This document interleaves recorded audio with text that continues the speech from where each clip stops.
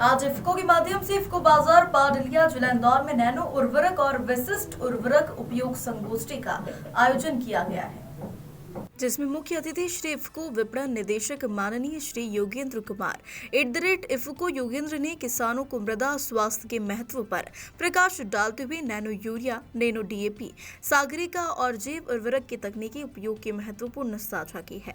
इसके साथ ही कृषि संबंधी नई तकनीकी पर संगोष्ठी में महत्वपूर्ण जानकारी प्रदान की गई है। राज्य विपणन प्रबंधक माननीय श्री प्रकाश पाटीदार द्वारा इफ्को द्वारा राज्य में की जा रही विभिन्न गतिविधियों पर चर्चा करते हुए किसानों को कम लागत से खेती करने हेतु संतुलित उर्वरक प्रयोग की सलाह दी है। इस अवसर पर इफ्को एमसी मध्य प्रदेश के रीजनल मैनेजर विजय कुमार द्विवेदी ने किसान बंधुओं को कृषि रसायनों की विस्तृत जानकारी देते हुए इफ्को एमसी द्वारा अपनाए गए 3 मूलभूत सिद्धांत सही दवा, सही दाम और किसान सुरक्षा बीमा योजना के बारे में बताया है। उन्होंने कहा कि इफ्को एमसी का मिशन किसानों की सुरक्षा, स्वास्थ्य और सुरक्षित पर्यावरण पहली प्राथमिकता है और बताया गया कि इफ्को एमसी द्वारा पर्यावरण के अनुकूल नई श्रेणी की कृषि रसायन बहुत जल्द ही किसानों को उपलब्ध कराई जाएंगी।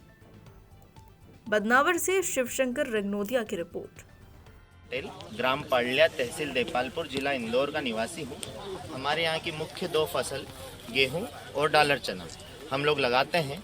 अभी कुछ वर्षों से डालर चने में कोहरे और विल्ट की वजह से नुकसान होने की वजह से हम लोगों ने लगाना बंद कर दिया था, पर इस बार उसके रेट ज़्यादा होने की वजह से फिर से लगाना शुरू किया है। अब हुआ क्या कि डालर चना हमारे यहाँ हम एक ही पानी पिलाते हैं डालर चने में, क्योंकि हमारे यहाँ की ज़मीन भारी है और अगर ज़्यादा पानी पिला देते हैं तो डालर चना, जिसको बोलते हैं बेंडा जाना, वो हो जाता है और फल फूल नहीं आते हैं।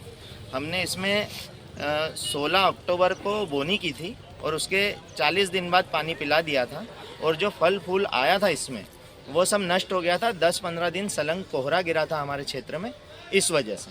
तो मैंने हमारे अभ्यंकर जी और द्विवेदी जी, इन दोनों से सलाह मांगी, जो कि इफ्को के अधिकारी हैं।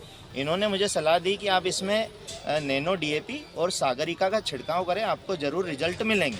तो मैंने सोचा कि हम लोग तो किसान हैं, सीधे बात क्यों माने। तो मैंने आधे खेत में इसका छिड़काव किया और आधे में नहीं किया।